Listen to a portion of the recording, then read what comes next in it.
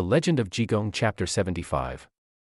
Our mission today is to pull apart this specific narrative thread because it is, honestly, an absolute masterclass. It blends laugh-out-loud comedy with incredibly complex, high-stakes political tension. Yeah, the tension of the martial arts underworld, the Jianghu. And to understand the stakes here, we really have to understand what the Jianghu actually represents. Right, for those listening who might not be super familiar with the term. So it translates literally to rivers and lakes, but conceptually it refers to the martial underworld of dynastic China. Kind of like a parallel society. Exactly. This is a sub-society existing entirely outside the purview of the state. It has its own strict codes of honor, its own violent economy, and its own lethal consequences. So inserting a character who fundamentally lacks the software of society into this highly formalized, deadly environment. It's a recipe for absolute systemic shock. Systemic shock is putting it mildly. Today's journey is going to take you from watching a grown man attempt to physically assault his own reflection in a mirror. Which is a brilliant scene. Oh, it's wild. All the way to a tense, edge-of-your-seat cliffhanger involving poison darts, an arson attempt, and a rumbling stomach hiding under a bed. It really runs the gamut of genres. It totally does. Yeah. So let's unpack this from the beginning. The narrative kicks off with an established, respected figure in the Jianghu named Yang Ming. Right. He receives a letter from a friend, Huang Yun, asking him to take in a man named Lu Tong. The goal here is for Yang Ming to train Lu Tong and eventually get him a job as a security guard for a transport bureau. And on the surface, this is a very standard networking request within this shadow economy. Just calling in a favor? Pretty much. Yang Ming is an established node in a vast network, bringing in raw talent, mentoring them, and securing them. Employment is precisely how you build and maintain influence in a stateless society. You provide patronage. Yes, and in return, you cultivate lifelong, unbreakable loyalty. So Yang Ming agrees to the request, and he calls Lu Tong inside to evaluate him. And this evaluation is our first massive clue that Lu Tong is fundamentally detached from reality as Yang Ming knows it. It goes off the rails immediately. Totally off the rails. Yeah. Yang Ming starts with the standard, polite icebreakers. He asks, so what's your family like? Who is at home? A very normal question. Right. And Lu Tong flatly replies that his mother is at home. So Yang Ming, following the script of polite society, asks who is looking after her while Lu Tong is out seeking employment. And Lu Tong's response completely derails the conversation. It is so jarring. Yeah. He states, and I'm quoting the source material here, that his mother died. She stopped eating, she stopped talking, so they had to put her in a coffin and bury her. And the reason he gives is just brutal. Yeah, he says otherwise she'd stink in 2 days. Oh, man. Let's really examine the cultural mechanism at play here, because this is far more than just a rude comment. It's a massive taboo, right? Huge. Traditional Chinese culture, which is heavily influenced by Confucianism, places an absolute premium on filial piety. The reverence for deceased parents is the bedrock of the moral universe. So you don't just talk about them like that. Never. There are incredibly strict, elaborate rituals, mourning periods lasting years, and highly formalized language designed specifically to elevate the death of a parent from a biological event to a sacred transition. Right, to soften the blow. Exactly. So to speak of a mother's death in such raw, visceral, biological terms, focusing on the literal putrefaction of flesh, it violates the ultimate social taboo. It completely shatters the sacred veneer of the culture. It really does. It's the ultimate blunt force trauma to a polite conversation. And Yang Ming is clearly taken aback, right? But he keeps probing. He asks if Lu Tong has eaten. Because providing food is the basic duty of a host. Right, and Lu Tong says he hasn't eaten in 2 days. But here's where it gets really interesting. We find out Lu Tong actually has silver on his person. He is physically carrying currency. Yes, so Yang Ming asks the logical question. If you have silver, why didn't you buy food?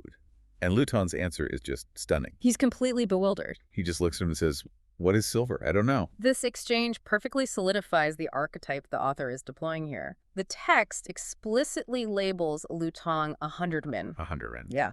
In the classical literary tradition, a hundredman translates roughly to a natural-born simpleton or a profoundly unworldly person. But not necessarily unintelligent. Right. Right. This is not someone who is unintelligent in a modern cognitive sense. Rather, they are someone entirely disconnected from the symbolic order of society. They just don't get the rules. They operate without malice or deceit because malice requires an understanding of how to manipulate social expectations, which they just do not possess. I think about this like a piece of hardware running without an operating system. Mm. Like trying to program a literal-minded AI. That's a great analogy. It does exactly what you say, repeating phrases back without grasping the underlying human context. Lu Tong has the physical capacity to carry the silver. He feels the biological reality of hunger. But the abstract part is missing. Exactly. The symbolic logic, the idea that a shiny, inedible piece of metal can be exchanged for a bowl of rice through a mutually agreed-upon social fiction, is entirely uninstalled. That is a highly accurate way to frame it. Currency is essentially collective hallucination. Silver has no intrinsic nutritional value. Can't eat a rock. Exactly. To a mind that only processes immediate physical utility, carrying silver when you are starving is irrational. Why would a heavy rock solve an empty stomach? Makes total sense when you put it like that. So Yang Ming, acting as the patron, orders his kitchen to make food.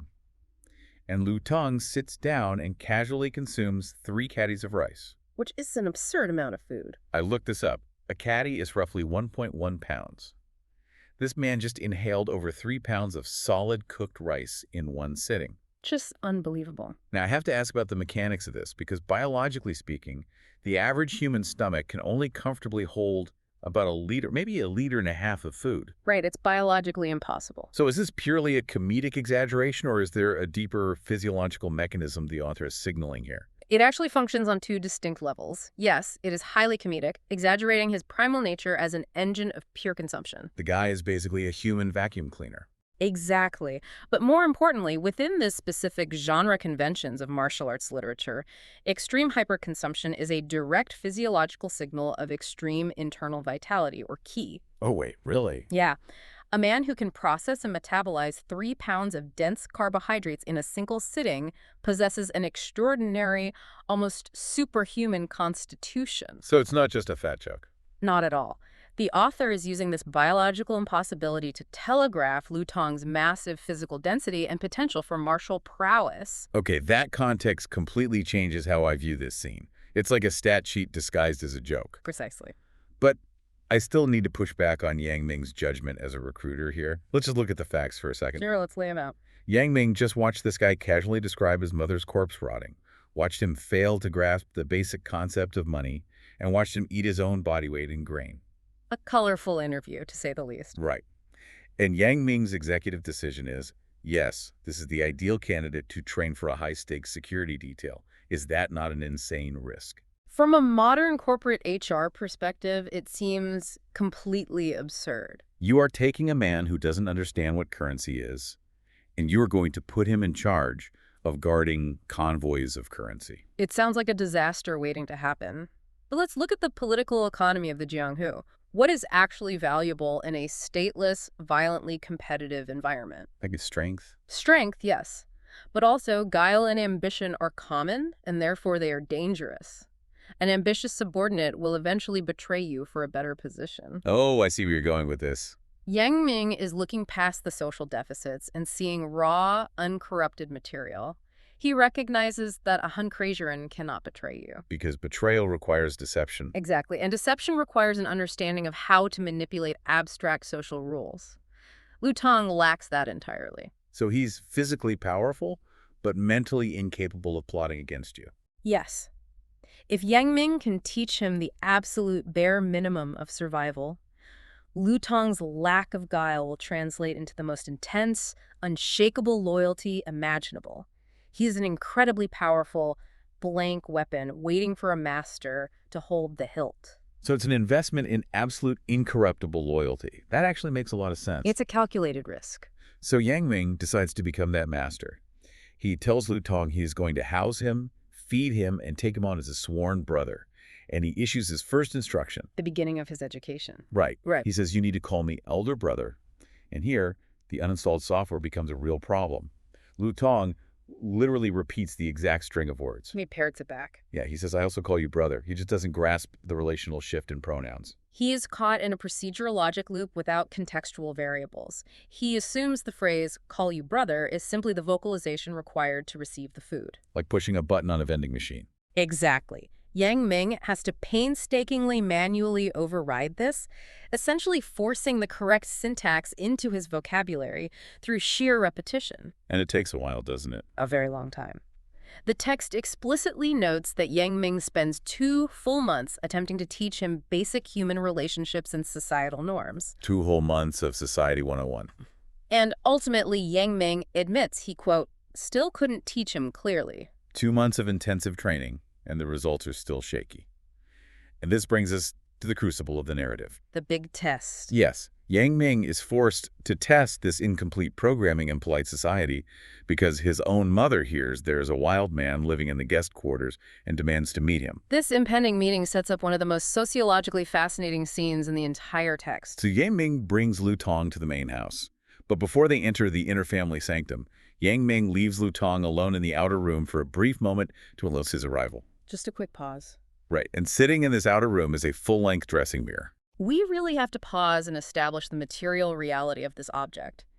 In this historical period, a full-length, distortion-free glass mirror was an incredibly rare, hyper-luxurious commodity. It's not something you'd find at a big box store. Not at all. The vast majority of the population, especially someone from a deeply impoverished, isolated rural background like Lu Tong, would have only ever perceived their reflection in a murky body of water or a tiny, heavily oxidized bronze hand mirror. So he's never actually seen himself clearly. Never. He has never, in his entire life, seen a life-sized, high-fidelity reproduction of a human being. So Lu Tong looks up, and he sees a massive, intimidating man glaring right back at him. And what does he do? He operates purely on the physical input. He glares back. He assesses the threat. He opens his eyes wide. The entity in the glass mimics the aggression perfectly. Lu Tong points a finger. The entity points back. Escalation. Total escalation. Yep. And Lu Tong, who has zero capacity for abstract hesitation, instantly closes the distance and kicks the absolute life out of the mirror, shattering it into thousands of pieces. If we view this through the lens of developmental psychology, specifically Jacques Lacan's concept of the mirror stage, it becomes incredibly profound. Oh, Lacan. Tell me about that. So Lacan argued that the moment an infant recognizes their reflection in a mirror is the moment they form an ego, a cohesive sense of self distinct from the rest of the world. And Lu Tong never had that moment. Exactly. Lu Tong physically shatters the mirror because he has never reached that stage of psychological development. He has no cohesive ego. That is wild. He is incapable of self-reflection, both literally and metaphorically. He perceives only external threats and physical space. That is a phenomenal way to look at it. He doesn't possess the concept of me, so the image can only be someone else. Precisely. And when Yang Ming comes sprinting out to see his priceless family heirloom reduced to sparkling dust on the floor, Lu Tong is completely unfazed. He thinks you just want to fight. Yeah, he simply reports the physical facts as he experienced them. He says he ran away. That guy was glaring right at me. In his mind, he successfully neutralized a home invader who magically disintegrated upon impact. It really highlights the absolute disconnect between material value and physical reality. Yang Ming sees a destroyed fortune, but Lu Tong sees a tactical victory. So Yang Ming realizes there is 0 point in trying to explain the physics of optics to him. So he swallows the massive financial loss, and they proceed into the inner room to meet the mother. And this sequence, oh my gosh, it is the ultimate stress test of the relational software Yang Ming spent 2 months installing. And it fails spectacularly. It's like a malfunctioning copy-paste function where the formatting just keeps applying to the wrong paragraphs. It fails because Lu Tong lacks the underlying matrix of relative hierarchy that governs traditional Chinese interactions. Exactly. So Yang Ming tells him, "Greet my mother." Lu Tong bows and confidently says, "Old mother above, brother pays his respects." Which is so wrong. Because Yang Ming hard-coded him to use the term brother in relation to himself, Lu Tong just assumes brother is his permanent static noun. Which is horrifying in a traditional household. You cannot refer to yourself as the brother of your sworn brother's mother. It messes up the whole family tree. It violently collapses the generational hierarchy, implying an equal footing with the matriarch of the family. So Yang Ming intervenes, sweating at this point. He gives him a new patch of code. He says, "No, you say, mother above, your child pays respects. Updating the software. Right. Lutong accepts the correction. He bows again and says, mother above, your child pays respects. Crisis averted. For about 5 seconds. Exactly. Because then they move down the line to Yang Ming's sister-in-law, and Lutong, executing the most recent string of successful code, bows to the sister-in-law and confidently declares, sister-in-law above, your child pays respects. He is incapable of dynamic relational processing. He just doesn't understand that the pronoun you use to describe yourself changes depending entirely on the status of the person standing in front of you. It's amazing.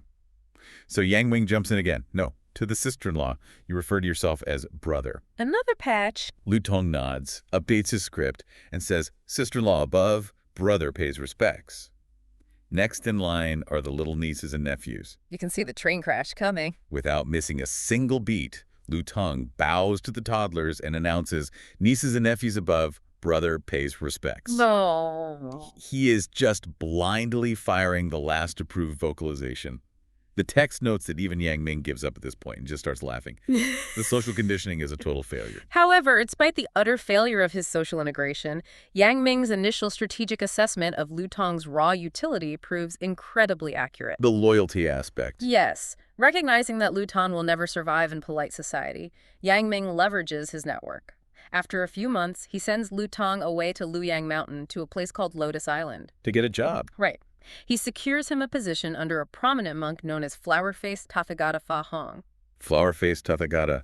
That title alone is a masterclass in branding. It really is deeply layered. A Tathagata is a highly elevated Buddhist concept, essentially a title for a Buddha, someone who has arrived at the ultimate truth and transcended the world. But then you add flower-faced to it. Yes, prefixing it with flower-faced implies something radically different, perhaps heavily scarred, painted, or fierce. It takes a concept of spiritual transcendence and grounds it in violent, worldly intimidation. So he's not exactly a peaceful monk. Not at all. Fa Hong is not a monk who spends his days chanting sutras in a quiet courtyard. He is the supreme commander of a massive bodyguard operation overseeing 5 entire provinces along the Yangtze River. We really need to pause and establish the scale of this. Securing trade and transport across 5 provinces in this era is not a small business. No, it is a massive, highly militarized logistical empire. Can you elaborate on how that worked? Consider the political economy of the Ming and Qing dynasties. The state often struggled with capacity, particularly in remote or rugged regions. Because they were too spread out? Yes. The imperial military was focused on borders and major rebellions, leaving the local transport of silver, silk, and tea highly vulnerable to organized banditry. So private companies stepped in. Exactly. To fill this vacuum, private enterprise stepped in. These bodyguard agencies, or baozhu, were essentially private military contractors. Merchants paid them exorbitant fees to physically escort their wealth. High risk, high reward. Extremely high risk. If a convoy was robbed, the agency was financially liable to reimburse the merchant, which meant they had to hunt down the bandits to retrieve the goods or face total ruin. So Fa Hong doesn't need someone who understands the nuances of addressing a sister-in-law. He needs raw, terrifying physical deterrence. And in that brutal, results-driven environment, Lutong absolutely thrives.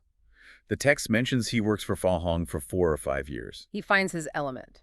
And here's the detail that proves Yang Ming's gamble was a masterstroke. Lutong earns a substantial salary of over 10 taels of silver a month, and he sends every single piece of it, every single month, directly back to Yang Ming. This is the ultimate vindication of the Hunren archetype. Lutong still doesn't care about the silver as an economic tool. It still just rocks to him. Right. He sends it back because he fundamentally views Yang Ming as his alpha, his benefactor, his family. The text explicitly states that if Lutong needs clothes, he simply asks Yang Ming. The abstraction of wealth means nothing to him. The concrete reality of the bond is absolute. During his time guarding these convoys, Lutong earns his own title, Wanli Fei, which translates to the 10,000-mile flyer. It's a very fitting title. It turns out that in addition to eating 3 pounds of rice, he possesses extraordinary natural speed and endurance. Which, mechanically speaking, is the most valuable asset a convoy guard could have. You need scouts who can cover vast distances of hostile terrain ahead of the slow-moving carts. And runners to chase people down. Yes, runners who can chase down fleeing highwaymen. His physical gifts elevate him from a mere curiosity to a respected, feared operative within the Jianghu. This perfectly sets the stage for the massive collision of forces that drives the rest of the narrative. We have Lu Tong, this engine of pure physical capability and absolute unthinking loyalty, making his way home to visit Yang Ming. And on this road, he crosses paths with a character named Yunlong. Okay, let's talk about Hua. If Lu Tong represents the absolute blank slate, Yunlong is a portrait of deep, sophisticated corruption. Hua is a complex operator, heavily embedded in the politics of the Jiangku. He's the total opposite of Lu Tong. Entirely. We know from the broader context of the novel that Hua is currently on the run, fleeing in terror from Jigong, a powerful, eccentric monk. So Hua is operating under extreme psychological duress. He is hyper-vigilant, paranoid, and desperate. He's sprinting down the road, constantly looking over his shoulder, and he practically collides with Lu Tong. Lu Tong recognizes him from previous encounters at Yang Ming's estate. And Lu Tong, operating with zero social tact, yells out to him. Yeah, he says, "Hey kid, where are you going?" The specific word he uses in the text is xiaozi. Now, how insulting is that term in this context? It is highly inflammatory.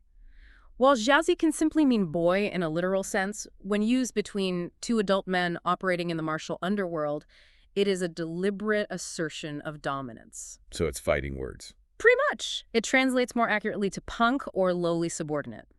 Yunlong, whose ego is already bruised from fleeing, takes immediate offense. He stops and demands to know why he's being addressed so disrespectfully. And Lu Tong, completely missing the fact that he just triggered a massive ego defense mechanism, casually brushes it off. He says, "Oh, I forgot. Anyway, come with me to see Brother Yang Ming." And Hua, who is literally running for his life, refuses. And here's where Lu Tong's programming takes over. He only understands the world through physical force. So he escalates from 0 to 100 instantly. No de-escalation tactics, yes. None. He looks at Hua and says, "If you don't go, I'll tie you up and carry you there." This is an existential threat. Yunlong knows exactly who the 10,000-mile flyer is. He knows Lu Tong possesses the brute strength to execute that threat without hesitation. So Hua has to act fast. So Hua's mind immediately shifts to lethal problem-solving. He reaches for a concealed poison dart, preparing to assassinate Lu Tong right there on the dirt road. But he pauses, because Hua remembers a crucial piece of intelligence about Lu Tong's time with the monk Fa Hong. Lu Tong wasn't just running fast for those 4 years. No, he was doing something much more intense. He was subjected to an intense, specialized martial arts conditioning known as the Golden Bell Shield, or Jinzong Zhao. This introduces a fascinating mechanical element of martial arts lore. The Golden Bell Shield is the pinnacle of what is known as hard Kagong, or iron shirt conditioning. I really need you to explain the mechanics of this, because in movies, it's always portrayed as magic. You know, like a guy takes a deep breath, glows a little bit, and swords just bounce off his skin. The cinematic version is very different from the historical reality. So what is the historical physiological reality behind this concept? How does a human body actually train to repel a sharp piece of metal? The historical reality is rooted in extreme, systematic biomechanical conditioning. Practitioners would spend years repeatedly striking their own bodies with bags of mung beans, then gravel, then iron sand. Wait, so they're actually damaging their own bodies? Essentially, yes. While simultaneously practicing specific breathing techniques, physiologically, this causes microfractures in the bones that calcify and become incredibly dense, a process known as Wolff's Law. Oh, wow. So the bone actually grows back thicker. Yes. It also thickens the fascia, the connective tissue beneath the skin, creating a dense, calloused armor. That sounds incredibly painful. Oh, it was a brutal regimen. But in the context of the literature, this biological reality is elevated into the mythic Golden Bell, a state where the practitioner's vital energy, their Kai, creates an impenetrable barrier against blunt force and edged weapons. So Hua knows a poison dart isn't going to work on his chest. Right. He knows the dart will simply shatter against Lu Tong's conditioned skin. That transition from biological conditioning to literary invulnerability is fascinating. But every good defense system requires a vulnerability, or there is no narrative tension. You need an Achilles heel. Exactly. Hua Yunlong cycles through his knowledge of the Golden Bell Shield and remembers that every practitioner has specific weak spots, known as life gates. And he remembers Lu Tong's 3 specific life gates: the eyes, the throat, and the navel. Those are very specific targets. Let's look at those targets. Why these 3 specific points? It is entirely tied to the structural mechanics of the human body. These are the points of biological intake and vulnerability that cannot be protected by muscle mass or bone calcification. Right, because you can't callus your eyeball. Exactly. You cannot calcify your windpipe without restricting your breath, which is the source of the key. And the navel represents the severed umbilical connection, a symbolic structural weakness in traditional Chinese medicine. I think of it like architectural stress points. You can build a massive, structurally sound stone archway that can support thousands of pounds of weight from above. But if you take a tiny chisel and strike the keystone at the exact correct angle, the entire massive structure shatters and collapses. That's a perfect way to visualize it. So Hua Yunlong needs to hit the keystone. But to hit a target as small as a throat with a thrown dart, he needs the massive moving target to stop and expose the weak point. And how does he do that? He uses a weapon far more effective than a blade. He uses Lu Tong's absolute gullibility. Hua points up into the branches of a nearby tree and screams, "Look, a two-headed crow." It is a breathtakingly cynical manipulation. A two-headed crow is an obvious myth, a fairy tale creature meant to entertain children. But Lu Tong doesn't know that. Hua understands the mechanism of Lu Tong's mind.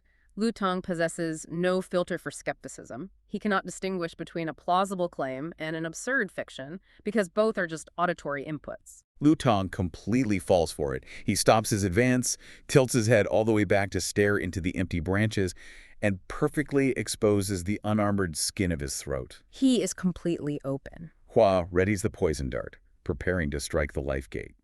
It is a moment of pure, impending lethality. But at that exact millisecond, the narrative introduces a massive external variable. The cavalry arrives. 3 men come sprinting up the road: Yang Ning, Lei Ming, and Chen Liang. The timing is undeniably a device of narrative convenience, but its function is to instantly rewrite the tactical environment. Because Hua is a survivalist. Yes, Hua Yunlong is deeply cunning, but he is fundamentally a survivalist. He runs the calculus. He is facing an invulnerable giant whose weak point is no longer the sole focus, plus 3 seasoned, heavily armed veterans of the Jianghu. The odds just shifted dramatically. When Lei Ming shouts a warning, Hua realizes his window for a clean assassination has closed. He immediately abandons the engagement and flees. The juxtaposition here is incredible.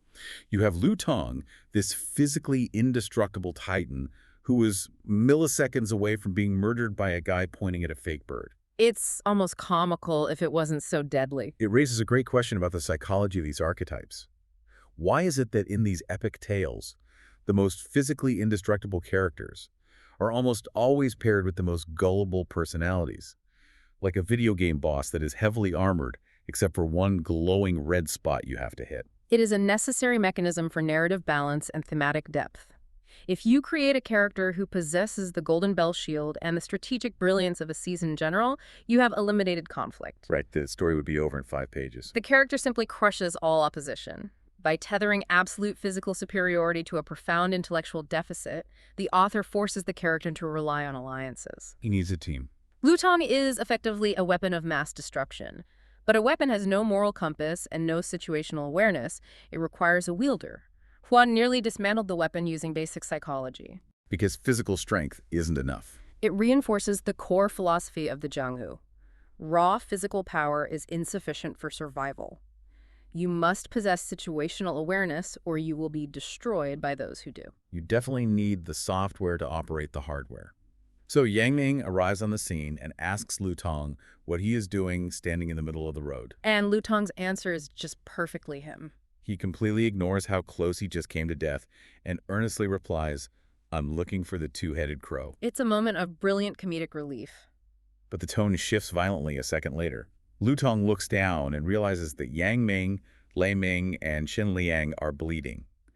They were struck by Hua Yunlong's poison darts just before they arrived. And here we witness the terrifying clarity of Lu Tong's internal logic. He assesses the injured men. He knows Lei Ming and Chen Liang, but they are not his primary nodes of loyalty. So he doesn't really care about them. His reaction to their injuries is essentially apathy.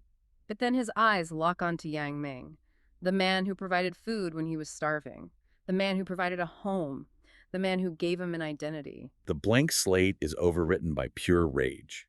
Lu Tong states, "He absolutely shouldn't have hit my brother Yang Ming. I'm going to find him and take his life. He is single-minded. And because he is the 10,000-mile flyer, he doesn't wait for orders. He just explodes down the road in pursuit of Hua, moving at a speed that completely leaves the 3 injured veterans in the dust. His departure creates a sudden, dangerous vacuum. Lutong is engaging in pure, uncomplicated, kinetic revenge. But the 3 men he leaves behind are trapped in a far more complex reality. They are bleeding, they are poisoned, and they are deeply embedded in the social matrix of the Jianghu. This brings us to a masterclass in the absolute, sometimes fatal absurdity of political optics. Yes, the PR crisis. The trio is injured, the sun is setting, the poison is circulating, and they desperately need a safe harbor. Chen Liang suggests they ascend a nearby peak called Penglai Mountain to seek sanctuary at a Taoist temple run by an old acquaintance, a man known as Second Brother Kong, or the dwarf Taoist Kong Gi. To understand what happens next, we really have to establish the specific historical relationship between these men. Set the scene for us. Kong Gi is a retired member of an organization known as the 36 Friends of Jade Mountain. This is a vast, sworn brotherhood of outlaws and martial artists that Yang Ming was instrumental in founding. So they are all technically brothers. Yes, but crucially, Yunlong, the man who just attempted to assassinate them, is also a sworn member of this exact same brotherhood. Okay, knowing this, Yang Ming makes a leadership decision that, from a modern perspective, is completely mind-boggling. He pulls Liming and Chen Liang aside as they are actively bleeding from poisoned darts and issues a strict gag order. He tells them to keep quiet. He commands them, saying, "When we enter this temple, we are absolutely not going to tell Kong Gi that Hua Yunlong is the one who attacked us. We are going to cover up the attempted murder." Yes.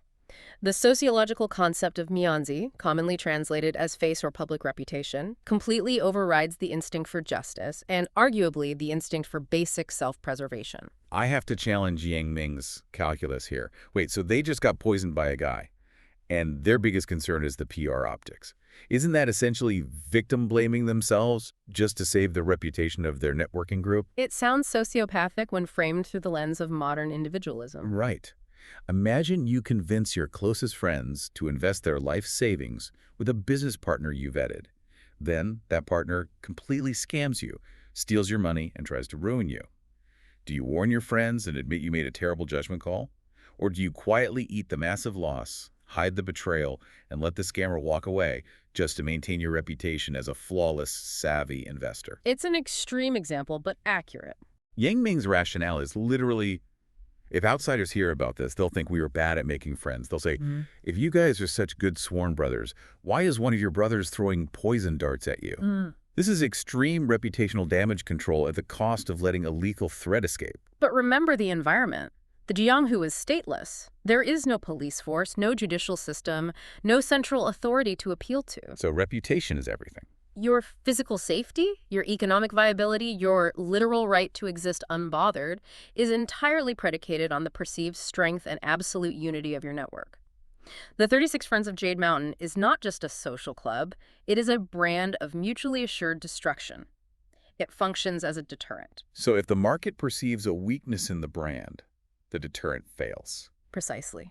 If the wider martial underworld realizes that this fearsome brotherhood is actually fracturing from within, that the brothers are actively attempting to assassinate one another, the network loses its terrifying aura. They'll look vulnerable. Predators will see blood in the water. Rival factions will attack. Yang Ming is engaging in a brutal, macro-level calculus. He believes that exposing the internal rot of the Brotherhood will invite a far greater existential threat to all 36 members than simply allowing one rogue actor, Hua Yunlong, to escape temporarily. It is the deeply toxic consequence of absolute collective loyalty. It provides an umbrella of protection that bad actors can exploit with impunity. It is a staggering display of prioritizing the collective illusion over individual reality. So they agree to this insane non-disclosure agreement while wiping poisoned blood off their clothes, and they begin the climb up Penglai Mountain. The author deliberately uses the ascent of the mountain to signal a transition away from the bloody reality of the road and into a space constructed specifically to deny the existence of the Jianghu. The environmental storytelling is incredibly vivid. They arrive at the Penglai Taoist temple. The characters literally pass under a gate reading Penglai Fairyland. It's a sanctuary of absolute tranquility. The text describes ancient pine trees, swaying bamboo groves, a crane pavilion, The air smells of burning incense, not blood. And inside the main reception room, hanging prominently on the wall, is a couplet that serves as a thematic anchor for this entire narrative arc. The couplet reads, "Afraid of trouble, enduring trouble, not causing trouble, naturally no trouble. Peaceful heart, guarded heart, not deceiving the heart, what peace of mind." It is a beautiful, idealized philosophy. It's essentially a manifesto for total isolationism. If you refuse to initiate conflict, conflict will logically bypass you. Keep your internal state guarded and peaceful, and the external world cannot harm you. It is the foundational ideology of the temple's master, Kong Bi. And when Kong Gi enters the scene, his physical description and behavior are a masterclass in performative identity. What does he look like? He is a diminutive man, hence the moniker Dwarf Taoist, with a distinctly purple complexion and a fierce swallowtail mustache, yet he is dressed in pristine blue Taoist robes and traditional cloud shoes. Really playing the bar. Oh, absolutely. As he walks into the room to greet his injured friends, he is literally reciting classical poetry aloud, musing about seeking immortals and sweeping fallen leaves. He is aggressively performing the archetype of the enlightened hermit who has successfully uninstalled the violent software of the Green Woods. He is projecting an aura of impenetrable zen. He walks in, radiating peace, saying, my brothers, welcome to my sanctuary. And it takes exactly 3 seconds for that entire carefully constructed illusion to violently shatter. Because Lei Ming can't keep a secret. Exactly. Lei Ming, who clearly lacks the processing power for complex deception, immediately violates the gag order. Kong Gui politely asks where they have traveled from, and Lei Ming blurts out, "We almost didn't live to see you." Kong Gi may be wearing the robes of a poet, but his neurological pathways were forged in the Jianghu. His threat detection systems activate instantly. You know something is up. He registers the tension in the room. He sees Yang Ming glaring daggers at Lei Ming and Chen Liang frantically attempting to change the subject. The Taoist hermit persona evaporates. The old martial artist comes back. Kong Gui leans in, leveraging the very concept of brotherhood Yang Ming is trying to protect, and demands the truth. He says, "We are true friends. What are you hiding from me?" And Lei Ming attempts to hold the line using the most counterproductive method possible. He essentially says, "I absolutely refuse to tell you about the poison darts that Yunlong threw at us." It's comical. It's the worst possible way to keep a secret. And the pressure is too much for Chen Liang. The collective silence breaks, the NDA is voided, and Chen Liang spills everything. He just vomits out the truth. He details Hua Yunlong's descent into absolute criminality. The serial sexual assaults, referred to politely in the text as picking flowers, the brutal murders in Linan, the theft of royal property, and finally, the unprovoked lethal ambush on his own sworn brothers. The reaction this elicits from Kong Gui thoroughly dismantles the philosophy written on his wall. His peaceful heart is annihilated by proximity to the truth. He loses it. He becomes enraged. He states, "If I still had my temper from 3 years ago, I would grab my knife, go down the mountain right now, and hunt him down." But then, the rage finds a more localized target. He turns his fury on Yang Ming, making a devastatingly precise accusation regarding the mechanics of their network.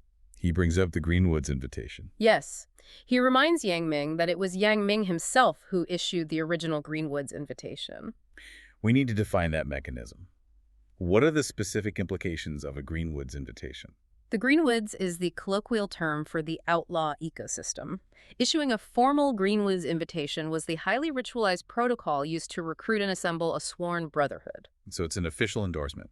Kong Gui is pointing a finger at the foundational flaw in Yang Ming's PR calculus. He is saying, Hua Yunlong is a monster, yes, but you, Yang Min, are the architect of that monster's legitimacy. You vetted him. You brought him into our sanctuary. So it's your fault he's here. Exactly. None of us would bear the stain of his crimes if you had not formally invited him into our lives.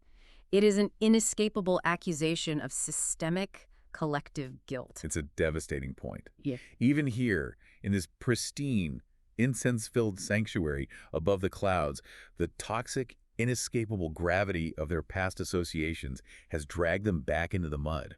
They're sitting in a temple of peace, arguing bitterly over collective culpability for a serial killer.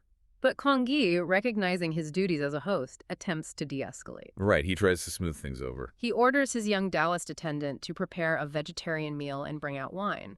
They sit down at the table, attempting to force the tension back down, trying to simulate the peace they came looking for. And this is exactly when the physical reality of the world intrudes upon their philosophical debate in the most violent manner possible. The pacing here is just cinematic. It really is. The young Taoist boy suddenly screams from the courtyard, "The kitchen is on fire!" The four seasoned veterans instantly abandon their wine, spring out the back doors, and find the paper windows of the kitchen engulfed in flames. Total chaos. They scramble, grabbing water from nearby ornamental flower pots to douse the fire before it consumes the wooden structures. As the flames die down, the smoke drifts over them, and Yang Ming's sensory processing shifts from panic to tactical analysis. He registers a specific olfactory detail. He smells sulfur. Why is sulfur significant? A standard kitchen fire smells of rendering grease or dry wood. Sulfur indicates chemical accelerants. It means the fire was not an accident, it was an engineered event. It's a trap. He immediately identifies the tactical maneuver: lure the tiger out of the mountain. It is the oldest misdirection play in the book. Someone engineered a highly visible, contained crisis in the rear of the compound, specifically to draw the four heavily armed targets out of the primary defensive position. And it worked. Yang Ming screams for everyone to fall back to the west room, the room they just evacuated. They sprint back through the corridors, weapons drawn, adrenaline flooding their systems, fully anticipating a lethal ambush the moment they cross the threshold. The structural execution of this climax by the author is brilliant in its manipulation of tension. We have cycled rapidly from a high-speed pursuit to a tense sociological debate to the frantic chaos of an arson attempt, and then... Absolute silence. They breach the west room. The room is empty. Nothing has been disturbed. The trap appears to be a ghost. Slowly, the adrenaline recedes, and they sit back down. But the tension hasn't dissipated. It has just been compressed. I liken the pacing of this sequence to a masterfully directed film. It begins as a sprawling, kinetic martial arts epic on the road. It transitioned into a quiet, dialogue-heavy indie drama when they reach the temple. And then, as they sit in that suffocating silence, it executes a flawless jump scare, suddenly morphing into a haunted house horror comedy. Because as they sit in the dead quiet, a sound emanates from directly beneath the bed they are sitting on. And crucially, the author does not use the sound of a blade being drawn from a scabbard, or the shifting of leather armor, or a suppressed breath. No, it is the undeniable, deeply biological sound of human intestines digesting empty space. A massive, echoing gastric rumble. Like, loud enough that they all hear it. The tension is so thick that Yang Ming actually turns to Kong Gi and asks, "Are you keeping a dog?" Kong Gi replies, "No." In that fraction of a second, Yang Ming deduces the entire tactical reality. He calls for the Taoist boy to bring a lamp to illuminate the shadows beneath the bed. But before the light can even breach the darkness, the space violently erupts. A figure explodes from underneath the bed frames. It is Yunlong. Let's just analyze the sheer mechanical audacity of Hua's maneuver for a second. He utilized his superior stealth to completely bypass the raging, invulnerable Lutong on the road. He tracked the 3 injured men up the mountain. He bypassed the temple's outer defenses, deployed the sulfur fire to manipulate their positioning, infiltrated their secure location, and lay perfectly still in the darkness, waiting for them to lower their guard to execute a close-quarters assassination. He executed a flawless tactical infiltration. But he failed because he could not control the involuntary, smooth muscle contractions of his own digestive tract. Yang Ming instantly draws his sword as Hua launches his attack, and that is precisely where the text cuts off. It is the ultimate unresolved cliffhanger. It escalates the physical danger to its absolute peak while utilizing the most mundane, unglamorous biological function to dismantle a master assassin's perfect strategy. It's just brilliant. Yunlong possesses unparalleled cunning. He manipulated the physically invincible Lutong with the myth of a 2-headed bird. He manipulated 4 seasoned veterans with a chemical fire. But he was betrayed by his own biology. And that brings us full circle to the very concept we opened with.